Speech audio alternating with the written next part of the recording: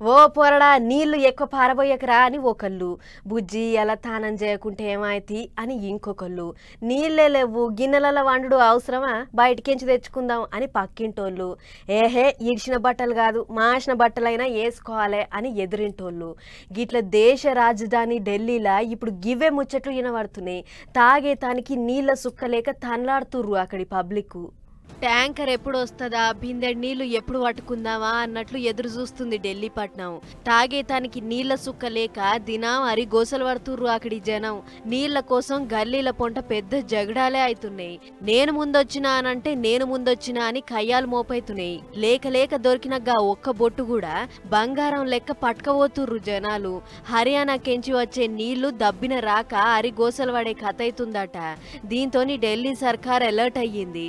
నీళ్లు మునుపటి లెక్క వచ్చేదాకా దొరికిన నీళ్లతోనే సదురుకోక తప్పదన్నట్లు చెప్పింది. పట్నంలో ఎవళ్ళన్నా నీళ్లు వట్టిగా పారబోస్తే 2000 రూపాయల జరిమానేస్తారట. అసొంటోళ్ళని ఎంకలాడమని 200 గుంపులను కూడా దించిర్రట.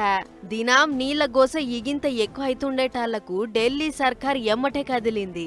జర మాకు నీళ్లు మీరే ఇప్పియాలే సారు అని ఏకంగా సుప్రీం కోర్టుకే పోయింది. హర్యానా, ఉత్తరప్రదేశ్, హిమాచల్ ప్రదేశ్ కెంచి ఢిల్లీకి నెల రోజుల దాకా నీళ్ళిచ్చే బాధ్యత మీరే తీసుకోవాలి అన్నట్లు కోరిందట. ఎండల మోక ఎక్కుంది కాబట్టే నీళ్లకు గింత తిప్పలైతుంది.